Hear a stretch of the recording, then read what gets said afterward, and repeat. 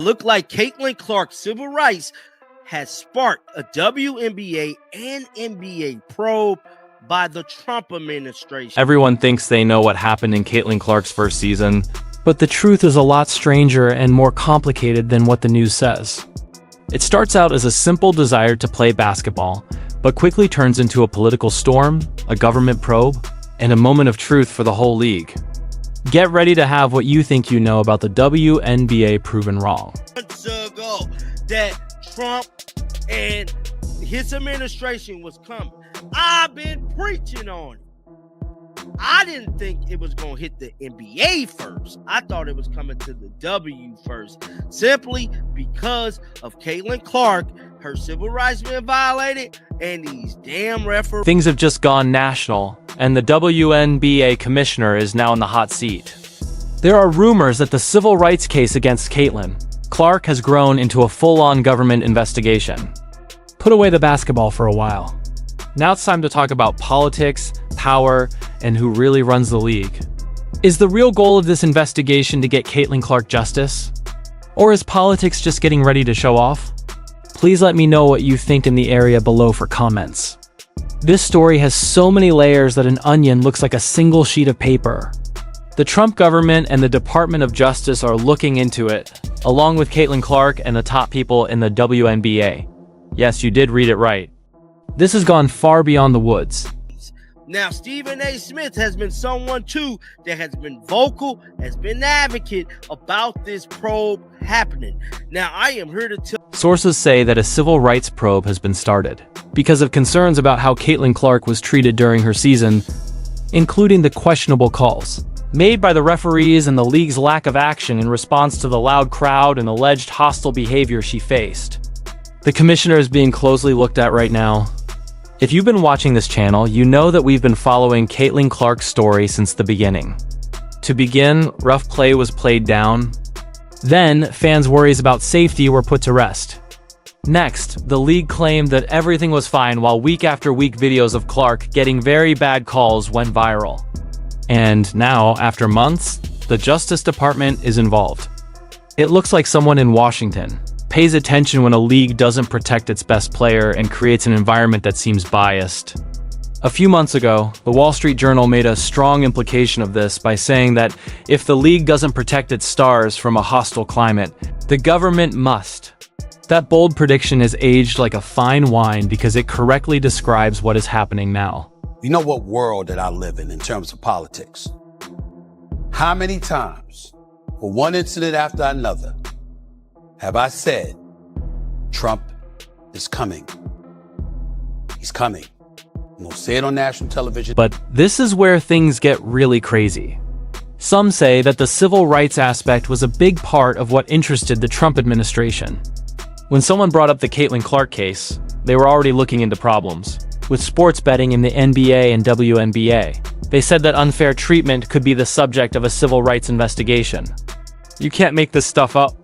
Stephen A. Smith even said in August that Trump's staff was closely watching the WNBA. He wasn't just guessing. He said for sure that a senator was already talking about it behind closed doors.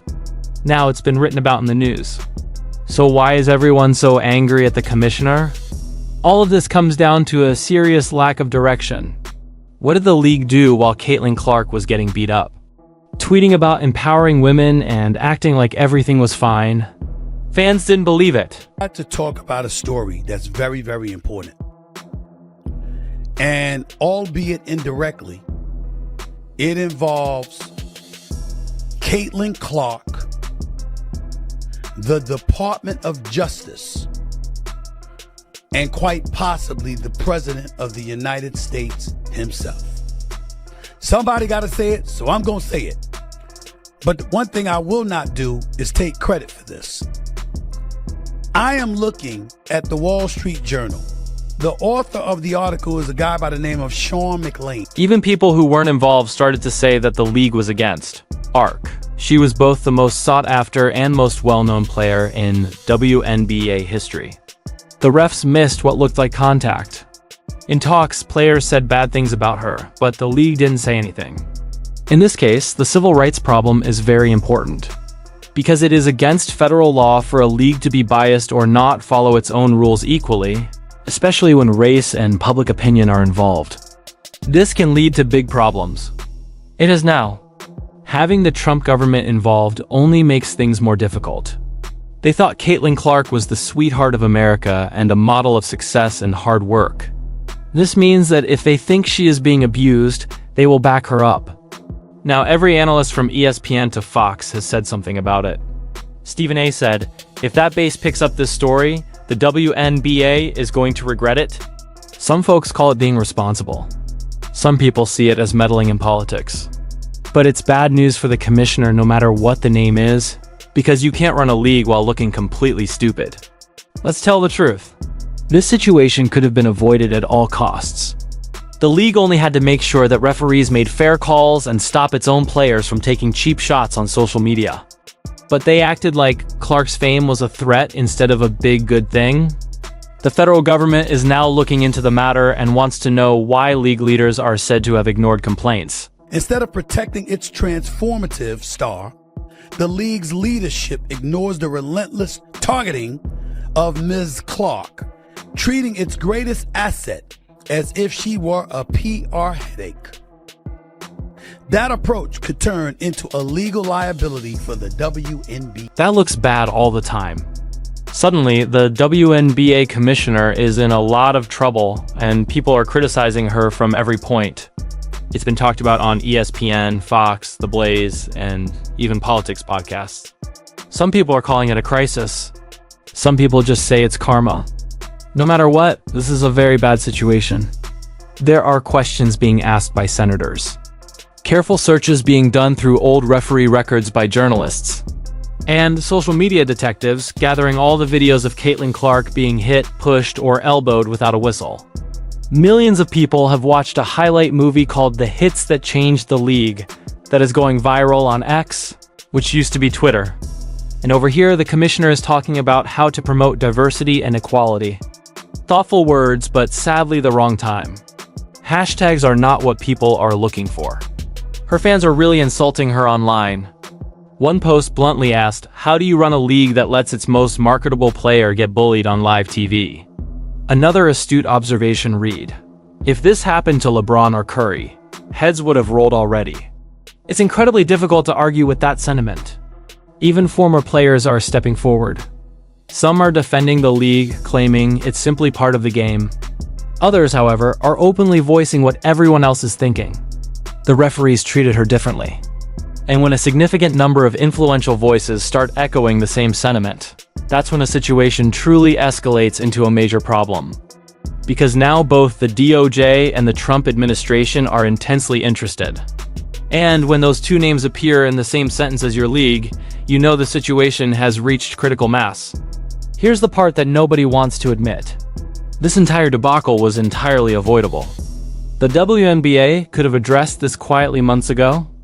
A few suspensions, some accountability for referees, and a clear statement that all players would be protected equally. Problem solved. Instead, they opted to dismiss it as mere media drama. Now they're facing lawyers who are framing it as a civil rights probe. Reporters are questioning whether the WNBA has violated its own anti-discrimination code. You can thank sheer arrogance for this mess. You see, the league arrogantly believed that Caitlin Clark's popularity would fade away. Much like a fleeting social media trend, they failed to recognize that she was the trend. They underestimated the depth of public sentiment for her. And most critically, they treated her unprecedented success as a threat rather than a monumental opportunity. So here we stand. The commissioner's office is reportedly undergoing an internal review regarding its handling of Clark's complaints about unfair officiating. The Wall Street Journal's expose on the hostile environment is being cited as critical evidence. Emails and internal memos are being requested, and according to one insider, they are in a state of outright panic. Even Stephen A. Smith, who has been sounding the alarm for months, stated this morning that this is merely the tip of the iceberg. He asserted that the Trump administration has been closely monitoring the WNBA ever since Caitlin Clark became a significant political talking point. And yes, he is undoubtedly correct. Let's not pretend that politics and sports don't intersect. They absolutely do. The moment the White House perceives public outrage, They step in. Trump's team recognizes Clark's immense popularity. They understand she represents a massive fan base that feels ignored and overlooked. Do you honestly believe they would pass up such an opportunity? Not a chance. Now let's consider the optics for the WNBA. It's an unequivocally terrible look. A league that consistently champions fairness, empowerment, and equality is now being accused of doing the exact opposite.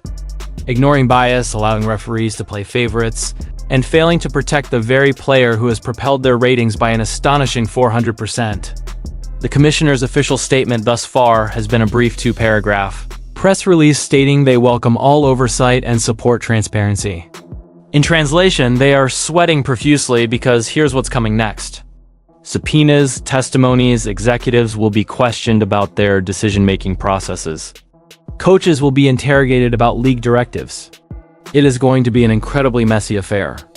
And when the unvarnished truth eventually surfaces, if even a fraction of the circulating rumors prove accurate, it will utterly obliterate whatever progressive image the WNBA has been desperately trying to project. And you know who emerges as the ultimate victor in such a scenario? Caitlin Clark. Because once this entire ordeal concludes, she will undoubtedly walk away as the enduring symbol of justice. The player who bravely stood up against systemic bias.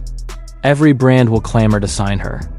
Every company will vie for her in their advertisements. Meanwhile, the commissioner will be fortunate if she even retains her job. Now let's delve into the civil rights aspect of this situation. People often hear that phrase and dismiss it as mere legal jargon, but in this particular context, it holds profound significance. If a player is subjected to unfair treatment based on bias, whether it be racial, gender-based, or driven by public pressure, it can absolutely fall under a civil rights review. The government's role in this isn't to dictate game outcomes. It's to ensure that institutions apply their rules with impartiality. And when millions of people can clearly see with their own eyes that Clark endured significant physical contact on plays that went uncalled, that is more than enough to raise serious red flags. You cannot have a league that proudly proclaims equality while simultaneously turning a blind eye to overt bias. It's hypocrisy laid bare for the entire world to witness. The most ironic twist in all of this, the very same individuals who vehemently dismissed fan concerns as overreactions just a few months ago are now scrambling to declare, "We support the investigation." That's how rapidly things can pivot when Washington decides to get involved. And let's be completely candid. This controversy is only going to gain momentum and volume. The Trump administration wading into a women's sports controversy. That narrative is guaranteed to dominate headlines for weeks on end. Every news show, every podcast, every sports panel will be dissecting the WNBA and Caitlin Clark. And honestly, it might just become the most intense spotlight the league has ever experienced. It's just a shame it's for all the wrong reasons. But let's indulge in a moment of sarcasm because this particular aspect is almost comedic. The very same WNBA that spent months acting as if they didn't need Clark's fame is now pleading with her to maintain a positive attitude, while the league is being thoroughly grilled by federal lawyers. Oh, so now she's your superstar. Now she's highly valued. Please, where was all that enthusiastic energy when referees were conspicuously swallowing their whistles every time she was brutally fouled? Where was it when players were subtly or not so subtly casting shade about her perceived media privilege instead of simply focusing on the game itself? Now the league is suddenly acting like she's their closest teammate. It's far too late for that. The damage has already been inflicted. And here's the absolute cherry on top of this disastrous Sunday. Sponsors are watching this entire spectacle with intense scrutiny. Nike, Gatorade, State Farm, all those major corporations that have poured millions into the WNBA brand. They have absolutely no desire for a civil rights investigation to be associated with their products. So yes, this situation is profoundly detrimental to everyone involved with one significant exception: Caitlin Clark. And if Trump himself decides to comment on the matter, which Stephen A. Smith suggests is a very real possibility, it will be like pouring gasoline on an already raging inferno. This will instantly transform from a sports issue into a full-blown political firestorm. It will become Caitlin Clark versus the system. And you can bet your bottom dollar which side the public will overwhelmingly choose. Meanwhile, the players who publicly mocked her or downplayed her impact have suddenly fallen silent. It's remarkable how quickly everyone professes their commitment to unity and fair treatment. When the federal government gets involved, you can practically smell the public relations panic from miles away. And let's not forget that the NBA is also closely observing these unfolding events. If this investigation spills over and impacts the NBA's ongoing gambling probe, you will witness a wave of executive firings that will occur faster than you can even utter the phrase federal oversight. As Stephen S. Smith astutely noted, this is not a coincidence. It is a clear and undeniable warning. The FBI does not hold press conferences unless the situation is of extreme gravity, and they did, which unequivocally means that more significant developments are on the horizon. So yes, the commissioner can issue whatever statement she wishes, but the court of public opinion has already rendered its verdict. She failed. The fans know it, the media knows it, and now, apparently the federal government is fully aware of it as well. And as all this unprecedented chaos unfolds, Caitlin Clark is poised to become exponentially richer, more famous, and infinitely more powerful than ever before. Because every news story, every heated debate, every political soundbite, it's all centering on her now. She's transcended the role of a mere player. She has become a potent symbol, and symbols by their very nature do not lose. So yes, the WNBA commissioner is under immense fire. The civil rights probe is escalating rapidly, and Caitlin Clark has definitively solidified her position as the most powerful name in women's sports. Whether this ultimately leads to genuine reform or a complete and utter meltdown of the league, one thing remains unequivocally clear: the truth is coming out. Drop your thoughts in the comments below. Hit that like button and subscribe for more unfiltered updates delivered right here, because now other players and analysts are starting to speak up. They're saying this wasn't the first time a coach messed with an injury timeline for PR. So Stephanie is about to become the poster child for bad management. Instant regret doesn't even cover it. This is career-ending kind of regret. You can already see the Fever trying to scrub their mess. Getting old posts, editing quotes, acting like none of this happened. But come on, the internet never forgets. Caitlin Clark is fine now. Doctors say she's healthy and ready to play. But this whole saga proved one thing. Some coaches care more about optics than honesty. And Stephanie White just found that out the hard way. The fallout from this whole mess has been wild. You'd think after getting exposed by actual doctors, Stephanie White would come out, phone it in, and move on. But no, instead she's doubling down like nothing happened. She's smiling in pressers, dropping those same one day at a time lines like a broken record. It's almost impressive the confidence it takes to act this delusional on camera. And now fans are letting her have it. The Fever's comment section looks like a war zone. Every post, no matter what it's about, congrats to our interns. Happy birthday, Aliyah. So find 50 people typing, stop lying about Caitlin under it. That's what happens when you insult people's intelligence. You can't call fans family one day and then feed them made-up injury updates the next. People care. They watch every game. They follow every press conference. And when you lie to them, they notice. The best part is the doctors who broke the story aren't backing down either. They've been doing interviews explaining exactly why the Fever's version of events made no medical sense. One even said, "It's highly unlikely a professional athlete with multiple groin strains could return to full movement in under 2 weeks." Translation: Stephanie White, you're full of it. And the timing of everything makes her look even worse. Remember when she said Caitlin was almost ready right before that road trip? Yeah, it turns out that was the same week the team quietly filed for extra medical evaluations, which basically means they knew she wasn't close to ready. So not only did they lie, they planned around the lie. That's next level manipulation. Even players from other teams are low-key calling it out without saying her name.